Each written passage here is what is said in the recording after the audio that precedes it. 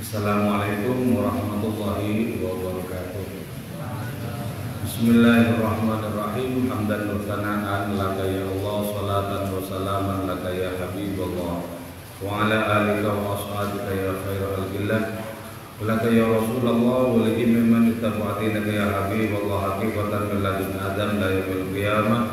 Radhiyallahu lana wa lahul Fatihah. A'udzu billahi minasyaitonir rajim. Bismillahirrahmanirrahim. Alhamdulillahi rabbil alamin arrahmanir rahim maliki yaumiddin. Iyyaka na'budu wa iyyaka nasta'in ihdinas siratal mustaqim siratal ladzina an'amta 'alaihim ghairil maghdubi 'alaihim waladdallin. Amin. Bitaqarrubina ila Allah ta'ala li muhabbatina ila Rasulillah sallallahu alaihi wasallam li salamatina fid din wa dunya wal akhirah. لقضاء ديوننا لقضاء حاجاتنا من هوائج الدنيا والآخرة بتيسير أرزاقنا حلالا طيبا مباركا كثيرا واسعا لصحة جسدنا وقلوبنا أمراضنا ظاهرا باطنا لدفع البلايا والمحن والفتن والأمراض والسقام ولمنافعنا لمصالحنا لأهل بيتنا أولادنا ذرياتنا وجوارنا وأصدقائنا جميع المسلمين والمسلمات والمؤمنين المؤمنات الأحياء منهم والأموات والأعز الإسلام والمسلمين بجودك يا الله بشفاعة نبيك يا الله ببركة أوليائك يا الله وبأسرار الفاتحة. أعوذ بالله من الشيطان الرجيم. بسم الله الرحمن الرحيم. الحمد لله رب العالمين الرحمن الرحيم مالك يوم الدين. إياك نعبد وإياك نستعين اهدنا الصراط المستقيم صراط الذين أنعمت عليهم غير المغضوب عليهم ولا الضالين. قال المصنف رحمه الله تعالى ونفعنا بعلومه وأمدنا بأسراره وأفاض علينا من بركاته وبكم آمين. Bismillahirrahmanirrahim. Qalu, mengatakan mereka, innal qalba, sesungguhnya hati itu, yu'aidu, ialah mempersiapkan diri itu hati, lihawan akhar, bagi cinta yang lain. Waqad taraka, dan sungguh telah meninggalkan itu hatinya terhadap kami, waqtara, dan memilih hati hawan kepada cinta, fi makanin akhar, pada kedudukan yang lain. Wa indama rajalat, manakala kembali itu hati lil i'tidar, untuk meminta maaf, ra'aitu, menyaksikan aku fi kalami, dalam ungkapan itu hati, annahu, sungguhnya itu hati, yatbahu, ialah memasak hati, li, bagiku, ta'aman, terhadap masakan sayi'an yang buruk. Hati kita itu memiliki dua kecenderungan yang berlawanan. Pertama, bisa cenderung kepada kita. Yang kedua, bisa cenderung kepada asal usul dari segala cinta, yaitu Allah Ta'ala. Di jalan tasawuf, karena itu kemudian ada dua pilihan. Orang berpihak kepada dirinya sendiri, yang merupakan bagian dari kefanaan, bagian dari kesementaraan, bagian dari kesia-siaan, atau orang berpihak kepada asal usul cinta Allah Ta'ala yang merupakan keabadian. Nah, karena itu tentu saja di dalam logika tasawuf kita memilih adanya kecenderungan hati kepada asal usul cinta, bahkan kepada asal usul wujud, dibandingkan berpihak kepada diri kita yang berdimensi lumpur dan penuh dengan kesementaraan. Nah, orang-orang yang sudah merasakan adanya kecenderungan hati kepada hakikat segala cinta, yaitu kepada Allah Ta'ala, itu mereka mengatakan kemudian, sesungguhnya hati ini sudah mempersiapkan diri bagi cinta yang lain. Jadi kalau hati kita itu ternyata lebih berpihak bukan kepada diri kita, tapi kepada Allah Ta'ala, nah itu yang disebut cinta yang lain.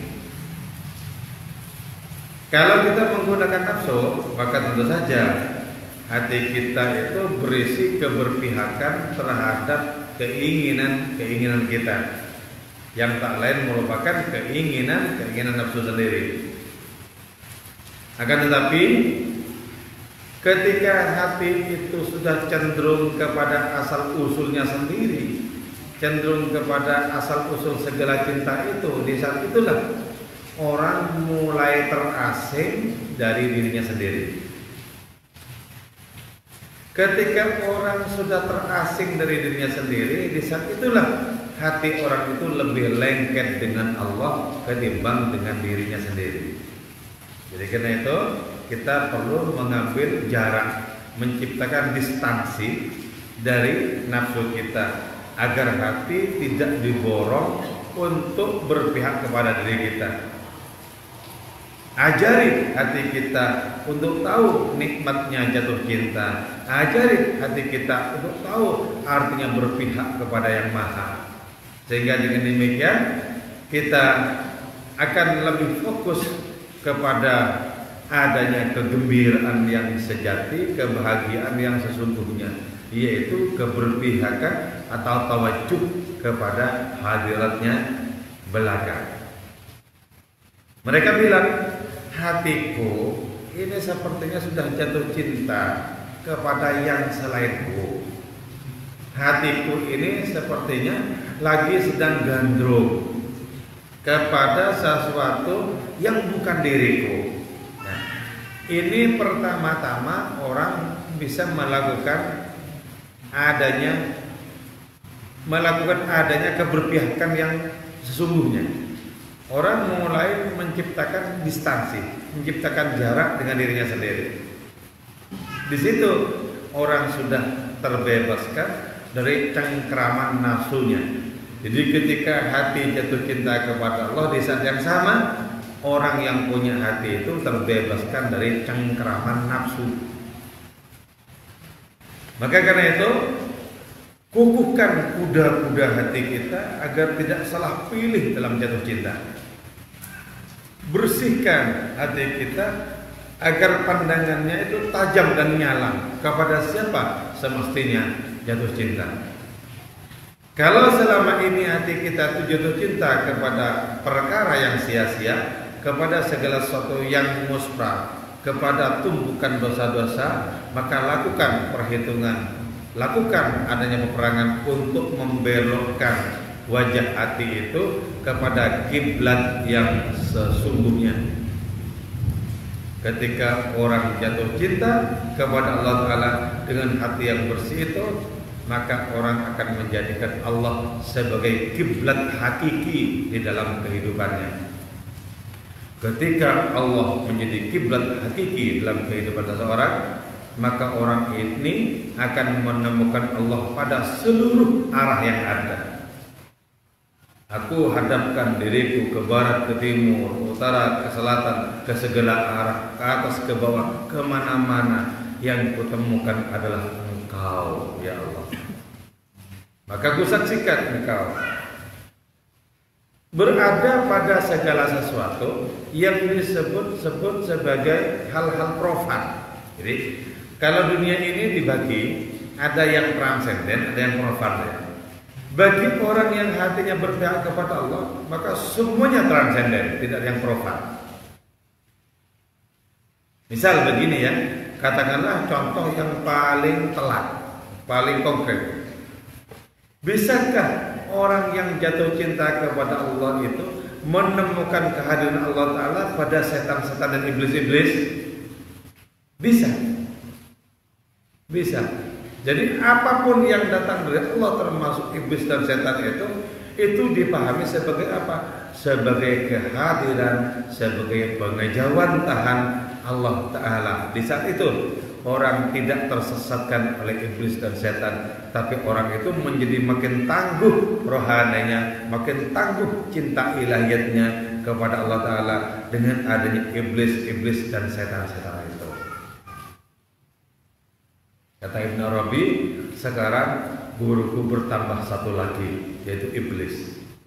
Jadi bagi orang kebanyakan ini musuh dedengkot ini, iblis setan itu. Sampai dalam berbagai macam perbuatan yang serong, yang disalah-salahkan itu setan. Gara-gara setan alas. Jadi serba disadarkan ke setan. Itu tanda-tandanya orang itu belum matang rohaninya, belum tajam hatinya, sehingga tidak menemukan kehadiran Allah Ta'ala pada sesuatu yang dianggap menjijikkan.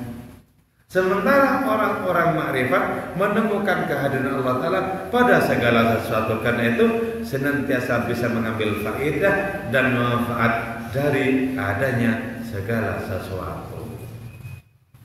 Jadi berarti apa? Berarti untuk mendapatkan sebanyak mungkin kebaikan bukan karena ditentukan oleh faktor-faktor eksternal, faktor-faktor di luar, bukan. Untuk mendapatkan sebanyak mungkin kebaikan ditentukan oleh faktor di dalam, yaitu kematangan batin, kedewasaan jiwa, ketajaman hati dan pikiran untuk menyaksikan kemahaan Allah Ta'ala yang hadir di mana-mana pada segala sesuatu. Maka mereka kemudian sadar, tarokana, gitu. Hatiku sudah meninggalkanku. Jadi, hati itu sudah menemukan kesenangannya sendiri, sudah tidak berpihak kepada kefanaan jasad mereka. Hatiku sudah meninggalkanku dan memilih cinta yang lain di tempat yang lain, di posisi yang lain. Hatiku sudah jatuh cinta kepada kemahaan Allah Ta'ala di luar segala keterbatasan ruang fana dunia ini. Hatiku sudah meninggalkanku. Di saat-saat pertama hati meninggalkan mereka merasa sedih, merasa kalut, merasa sakit. Sama dengan misalnya ya, orang pertama-tama melakukan bentrok dengan nafsu, melakukan peperangan dengan nafsu, melakukan keberpihakan kepada ruh bukan kepada nafsu, sakit. Yang sakit apa? Yang sakit adalah rasa nafsu itu sendiri. Ketika nafsu semakin lama makin terdidik, maka berubah dia menjadi bagian dari tentara ruh itu dan sama sekali tidak memiliki dendam apa-apa. Inilah ya hebatnya pendidikan rohani. Ruh bentrok dengan nafsu. Kita yang punya akal berpihak kepada roh. Nafsu ini terkalahkan. Walaupun ini merupakan musuh bebuyutan, ketika terkalahkan itu sudah tidak memiliki dendam, bahkan bisa menikmati rasa rohani, rasa spiritual seseorang itu. Itulah ketika nafsu sudah mulai berproses berubah menjadi tentara ruh.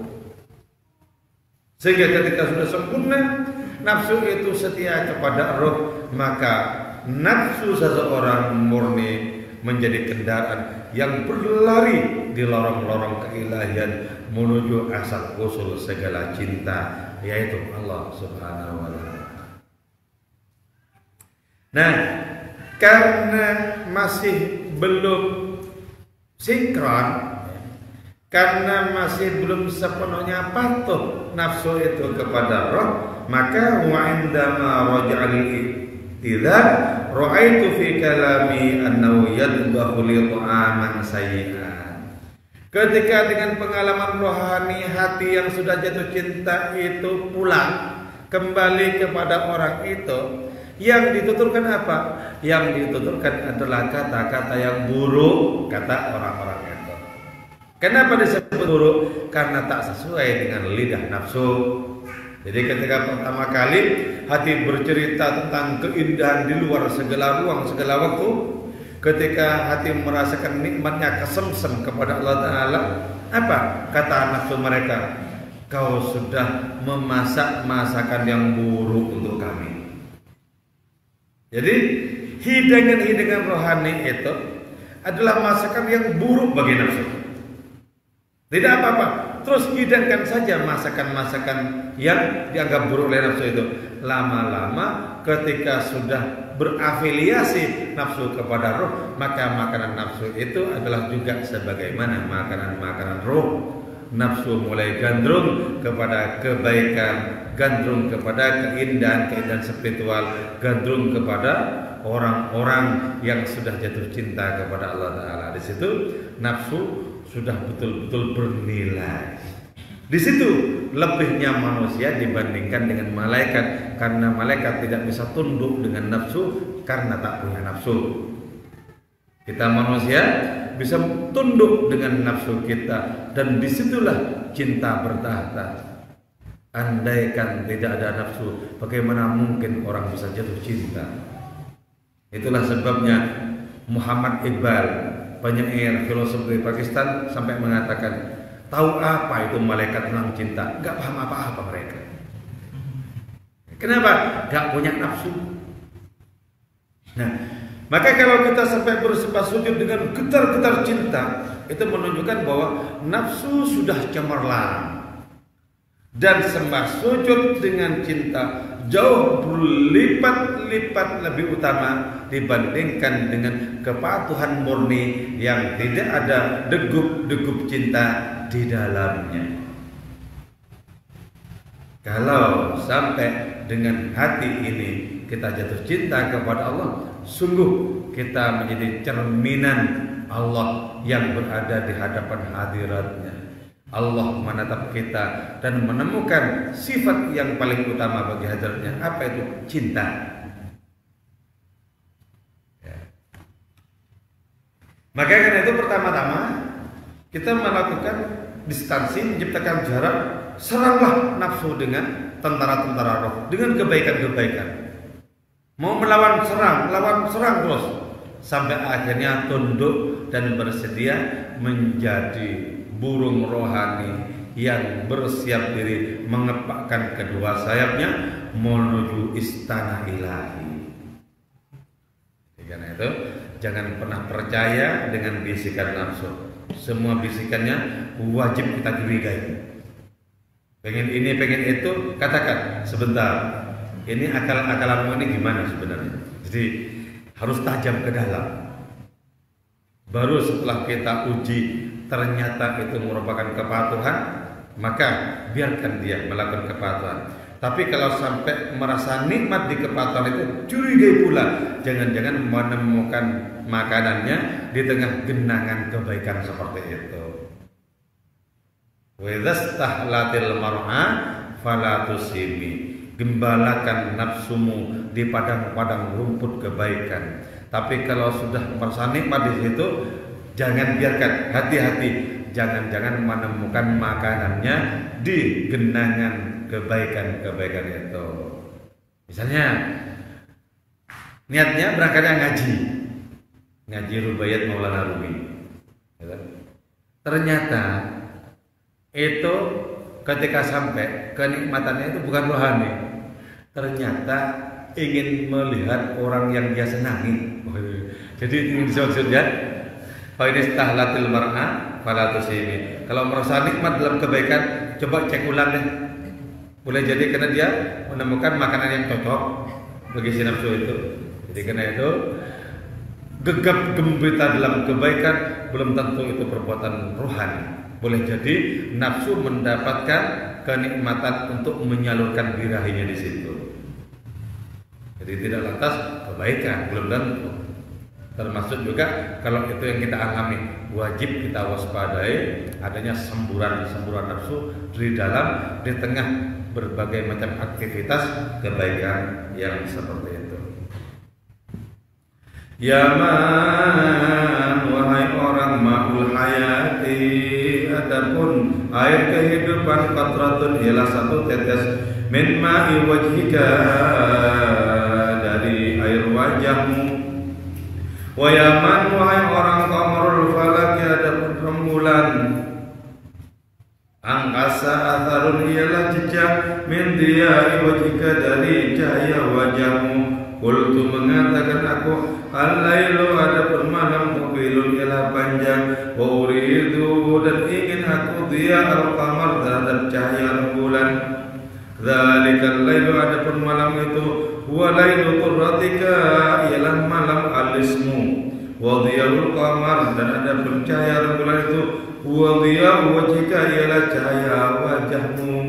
Nah, ketika seluruh nafsu itu sudah tunduk, sudah sepenuhnya patuh kepada roh, maka seluruh jasad manusia itu semuanya adalah kilau-kilau rohani. Kilau-kilau rohani. Seluruh jasad manusia, termasuk pori-pori bulu kuduknya, semuanya itu adalah kilau-kilau rohani. Jadi semuanya memiliki nilai yang padat secara spiritual. Saya contohkan begini ya. Ada seorang wali kutub, pendiri Thariqah Syadziliyah, yaitu Syekh Abdul Hasan Syadzili. Karomah beliau itu banyak sekali. Hanya Allah yang tahu seberapa banyak karomah beliau itu. Yaitu tindakan-tindakan adi kudrati ya. Salah satu yang paling masyhur di dalam manaqibnya itu adalah ketika beliau kencing dan kencingnya kena batu itu seketika jadi emas. Jadi beliau adalah sang alkemis sejati. Kencingnya bisa merubah batu jadi emas. Saya membayangkan kalau kita ini zikran sepanjang malam, kemudian letakkan batu di depannya, bisakah batu itu berubah walaupun separuh menjadi emas? Atau misalnya kalau seminggu kita zikran terus-terusan, bisakah zikran kita itu merubah batu jadi emas? Mungkin tidak. Kalau sebulan, kalau setahun, kalau seumur hidup kita, belum tentu juga. Berarti begini ya, kesimpulan gemblangnya, kencingnya Syekh Abdul Hasan Syadzili lebih mulia ketimbang zikran kita seumur hidup. Kenapa? Karena saking cemerlangnya seluruh dari beliau, seluruh bagian beliau termasuk jasadnya, termasuk kencingnya itu dari saking cemerlang secara spiritual, sehingga Allah berkenan dengan kencing itu batu berubah jadi emas. Itu artinya apa? Bahwa sangat dimungkinkan dengan adanya keberpihakan yang total kepada Allah lahir dan batin itu, kita bisa menjadi sangat cemerlang. Bahkan di saat seperti itu, kata Maulana Rumi di dalam puisinya yang lain, wajah yang pucat kekuning-kuningan karena begadang sepanjang malam merayakan kobaran cinta kepada Tuhan yang Maha. Wajah yang pucat itu akan menjadikan matahari malu di hadapannya, akan menjadikan rembulan tak berdaya di hadapannya. Wajah yang pucat itu secara spiritual jauh lebih gemilang, lebih bercahaya dibandingkan dengan bulan dan matahari.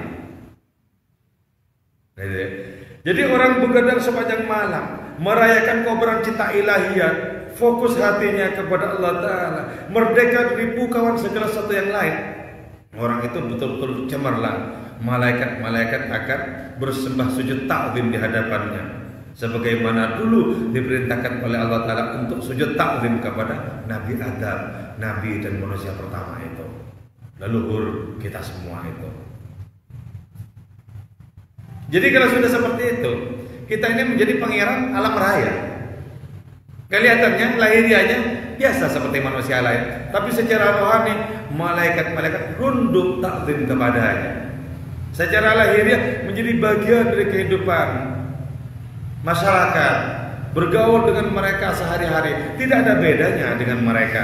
Tapi secara rohani orang ini betul-betul sudah menjadi pangeran. Orang ini menjadi pilihan. Orang ini dilulukan oleh para malaikat di langit keagungan Allah Ta'ala sana. Kenapa? Seluruh dirinya adalah murni tawajuh kepada yang Maha itu. Dari mana itu datang? Dari kekuatan cinta. Dan kekuatan cinta murni menghablur dari Allah Ta'ala. Allah berfirman ketika seperti itu, di saat engkau cinta kepadaku, sesungguhnya engkau tidak ada, akulah yang jatuh cinta kepada aku sendiri. Karena engkau hanya kuperankan dan hakikatmu tak ada, akulah yang berada di balik sembah sujudmu itu. Ketika engkau memujiku, bukan engkau memujiku, tapi aku memuji diriku sendiri.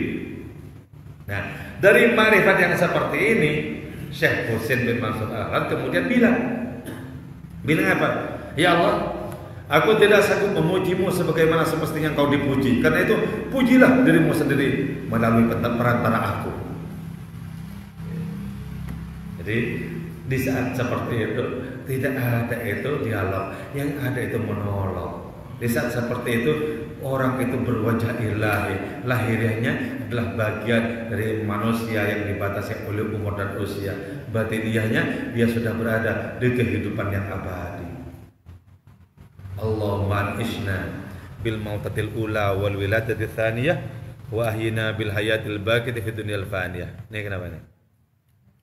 Ini pasti kalah dengan energi cinta. Tapi ininya nyala loh. Ini nyala. Cek. Nah. Cek. Enggak apa-apa. Tidak, tetap kedengaran ke sini yang penting ya. Oke. Nah, orang yang sudah gandrung kepada Allah Ta'ala, orang yang betul jatuh cinta kepada hadiratnya itu, maka di situ dikatakan ma'ul hayat, air kehidupan. Air kehidupan itu apa? Energi yang menciptakan alam raya ini hidup, berputar. Zaman berganti zaman, waktu berganti waktu, generasi demi generasi tumbang dan tumbuh kembali, tumbang dan tumbuh lagi. Orang yang seperti itu ya, orang seperti itu ibaratnya apa? Seluruh air kehidupan hanyalah setetes dari air reman mukamu. Jadi, kalau kita menyaksikan kehidupan ini bergemuruh dengan energi yang tak terkira-kira di dalamnya, kalau kita menyaksikan kehidupan ini seperti roda pedati raksasa yang terus berputar dan menjadikan sesuatu yang ada kembali tak ada, yang tak ada lalu menjadi ada, yang belum muncul menjadi muncul, yang sudah muncul menjadi kembali lagi kepada ketiadaan. Nah, roda pedati raksasa seperti itu dengan kekuatan ma'ul hayat, air kehidupan, ketahuilah air kehidupan itu hanyalah setetes dari air mukamu. Tetes saja. Di sini kita kemudian bisa mengafirmasi, memahami bahwa setetes ma'ul hayat itu hanyalah merupakan bagian kecil dari air muka orang yang jatuh cinta kepada Allah Ta'ala. Maka kita kemudian juga bisa mengafirmasi, merasakan juga, bisa mengalami bahwa dunia dan akhirat hanyalah merupakan sepercik derma dari sang Nabi Muhammad Sallallahu Alaihi Wasallam. Dunia ini kecil karena itu. Jatuh cintalah kepada Allah. Dunia ini kecil, kecil sama sekali, kecil, sama sekali sepele. Hanya orang-orang yang digerakkan oleh hasrat nafsu kepada segala yang wah dalam kehidupan ini. Dunia ini besar, dunia ini segala-galanya.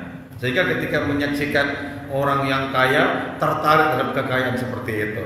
Dulu sebagaimana umat Nabi Musa menyaksikan Qarun yang kaya raya, kemudian mengatakan, ya laitana mithla ma utiya Qarun. Moga-moga kami juga memiliki kelak apa yang sudah dimiliki oleh Qarun itu. Kalau orang sudah jatuh cinta kepada Allah, lihat macam-macamnya mobil yang mewah-mewah, apa pengen? Gak pengen. Lain kalau misalnya gak pengen karena gak punya uang, beda. Nanti kalau punya itu muncul nafsunya, beda.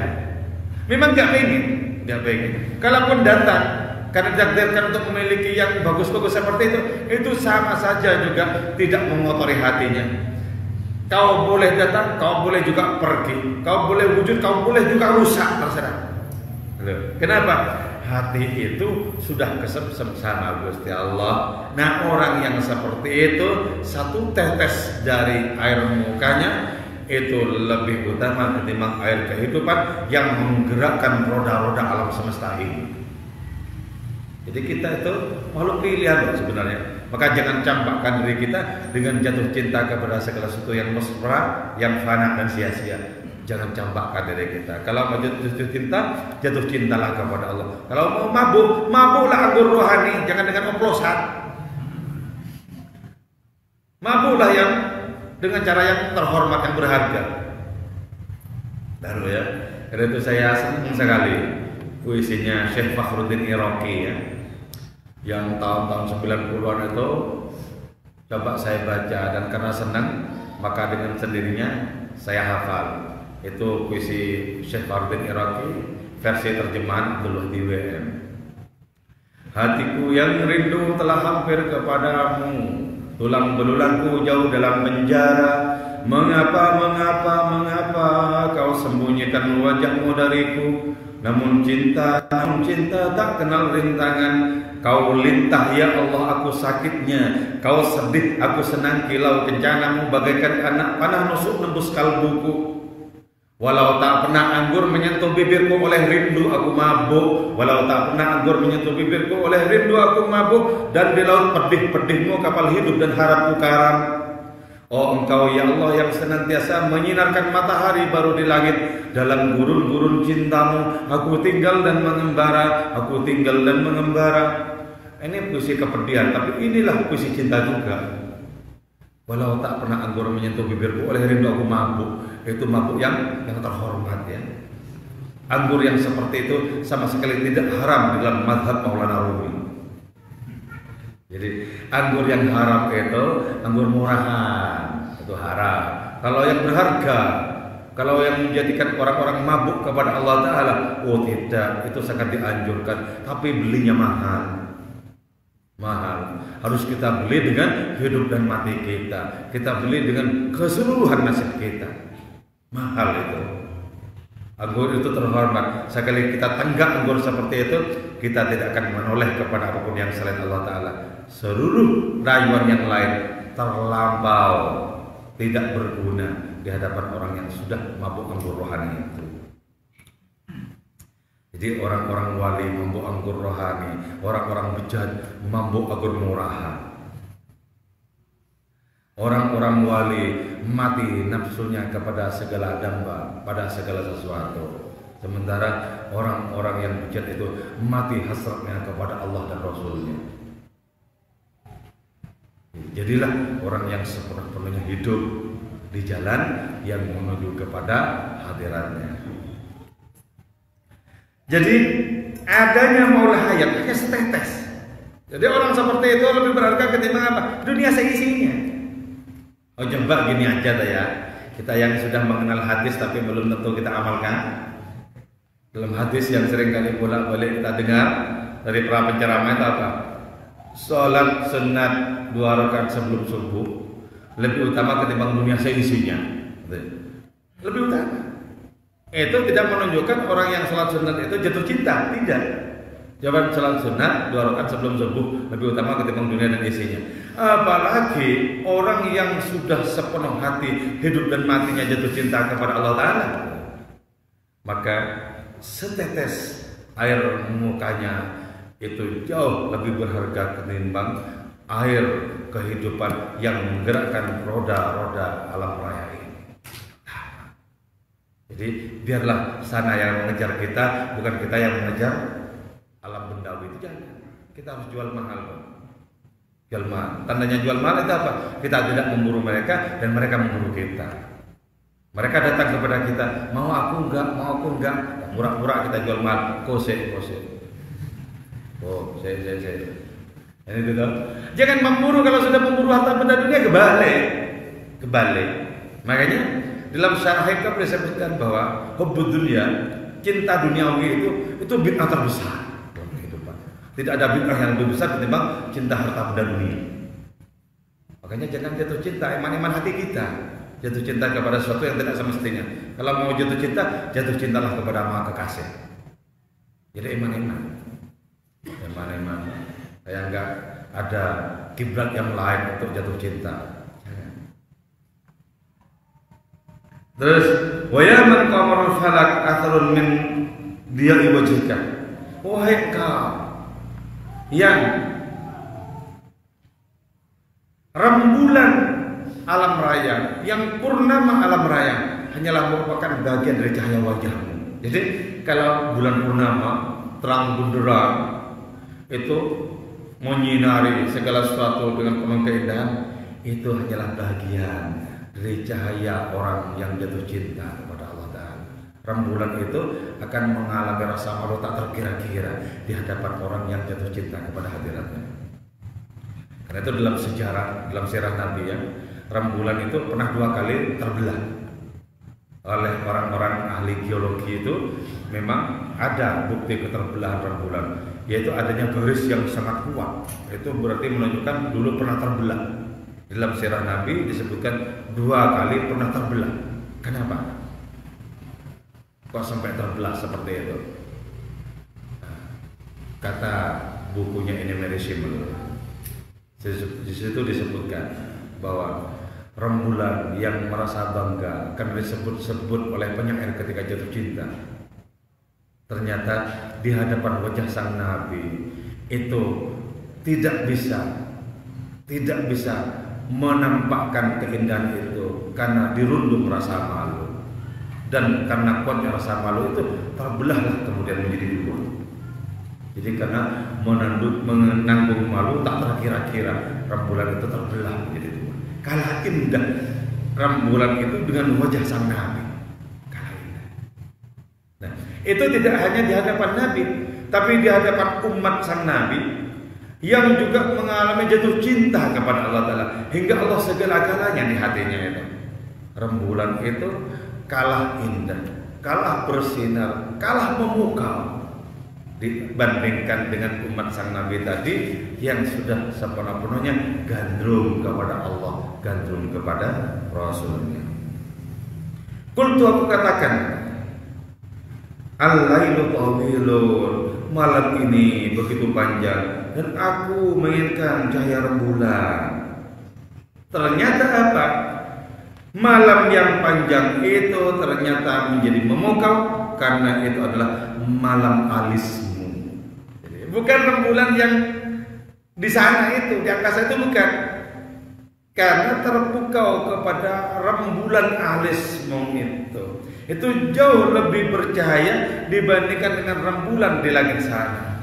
Dengan rembulan di langit sana, orang bisa tetap tersesat dalam perjalanan di malam hari. Tapi dengan rembulan alismu, oh kekasih, bagaimana mungkin aku tersesat? Karena seluruh alamat yang kutuju adalah alamatmu. Jadi ternyata apa? Maulana Rum ini sering juga memainkan istilah-istilah, misalnya bulu mata, alis, gitu ya. Karena itu merupakan idiom-idiom yang sangat memukau dalam dunia percintaan. Malam ini adalah malam alismu. Karena itu saya ketika menyaksikan video tahun 75 itu ya, di saat meninggalnya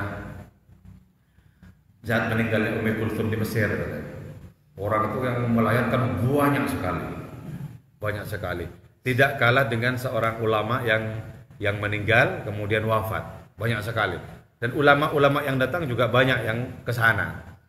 Seorang pengacara kemudian mengatakan, hadhil lailu lailatun min layaliha. Malam ini adalah di antara malam-malam Ummi Kulthum. Jadi malam-malam nyanyian, malam-malam musik, malam-malam kesyahduan, malam-malam keindahan, malam-malam yang tak terpermanai, malam-malam yang tak sepenuhnya bisa diungkapkan dengan kata-kata dan kalimat-kalimat. Hadhi lailatun min layaliha. Ini malam di antara malam-malamnya Ummi Kulthum. Bergetar batin. Artinya apa?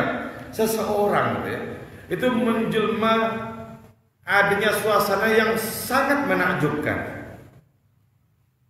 Nah, dalam dunia cinta, hal yang seperti itu lumrah itu terjadi. Ketika orang sudah jatuh cinta, maka apapun yang dibayangkan muncul sebagai kekasih itu. Sedikit saya mengambil ya dari bukunya Imam Samudra ya. Imam Samudra yang pelaku di Bali itu ya. Tapi saya mengambil bagian-bagian tertentu yang ada hubungannya dengan cinta. Jadi jangan diikuti semuanya. Jadi dia ketika berada di Afghanistan, dia akan lulusan Kandahar ya, Afghanistan sana. Ketika latihan perang itu, setiap melihat apapun itu ya, ternyata apa? Pada segala sesuatu yang dilihat itu terlihat adanya huruf Z semua. Lihat tembak Z, lihat kawan Z semua. Seolah-olah semuanya itu menjelma huruf Z. Z itu apa? Itu ternyata kekasihnya yang ada di Indonesia namanya Zakia. Namanya Zakia. Artinya apa? Ketika hati itu sudah penuh dengan kekasih, saksikan apapun, itu wajah kekasih. Walaupun bagi orang lain enggak ada hubungannya, Tapi bagi si pencinta, apa yang tidak ada hubungannya dengan hatiku? Jadi, ketika kita jatuh cinta kepada Allah Ta'ala, wajar kemudian kalau segala arah itu adalah wajah Allah. Pada segala arah itu adalah kehadirannya. Wajar. Kenapa? Hati kita sudah kebak dengan cinta ilahiyah. Saksikan apa saja. Ya Allah, serasa-rasa segalanya adalah Engkau. Tidak pernah kutemukan apapun yang selain Engkau. Aku sekarang mengerti bahwa ketika Engkau menciptakan alam raya, tidak betul-betul Kau ingin wujudkan alam raya, tapi Kau ingin menyatakan siapa dirimu sebenarnya. Coba ya, kalau Allah mencipta kita misalnya, apa betul-betul dalam rangka menciptakan kita, atau Allah ingin menunjukkan Allah itu Maha Kuasa menciptakan kita? Mana yang benar coba? Dalam paradigma cinta, tentu saja yang kedua yang mesti kita afirmasi, kita akui bahwa Allah menciptakan alam raya tidak dalam rangka betul-betul mewujudkan alam raya, bukan. Tapi Allah ingin menyatakan siapa dirinya sebenarnya. Maka Allah memperkenalkan diri kepada kita lewat segala ciptaannya ini. Allah dengan ciptaannya ingin bertanya, siapa aku? Siapa aku di balik ini dan itu? Siapa aku? Kau lihat ciptaanku, kau mengatakan bahwa aku adalah pencipta. Kau lihat segala sesuatu, ku beri rezeki, pasti kau katakan akulah sang pemberi rezeki.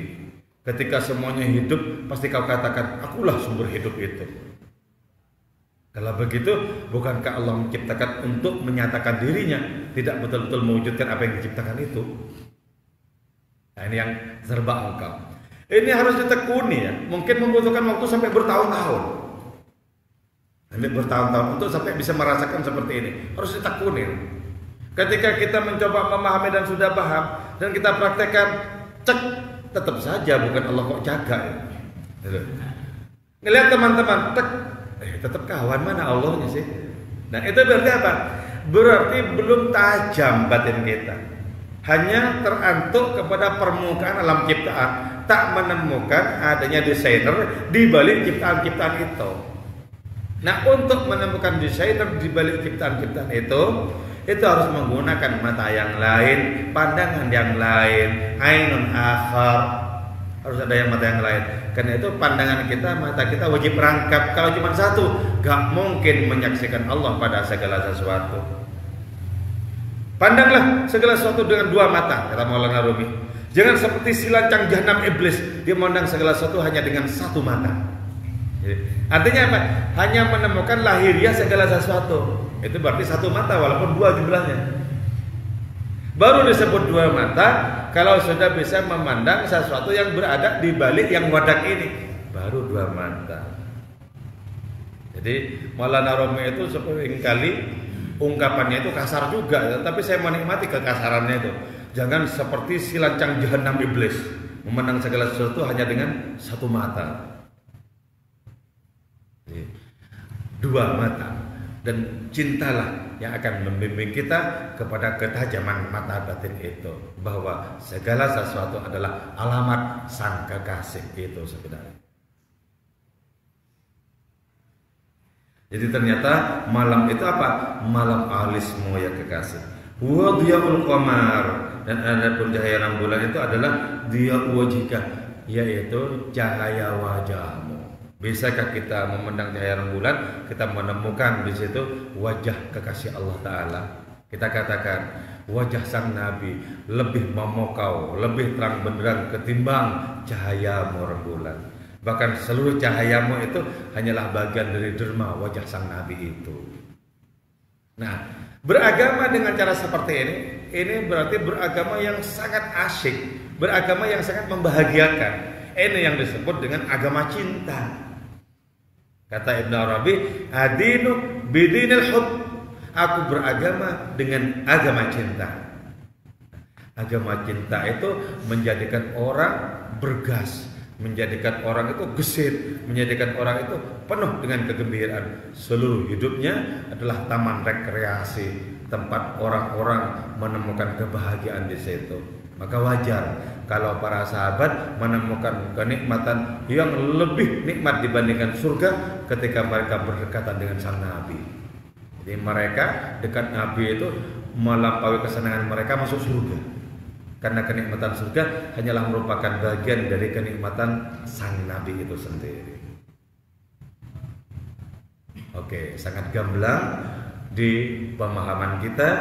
Moga-moga oleh Allah Ta'ala dimunculkan sebagai kesadaran, sebagai pengalaman rohani, dan kita beragama dengan agama cinta ilahiyah. Amin ya muji basailin wal afa minkum. Wassalamualaikum warahmatullahi wabarakatuh.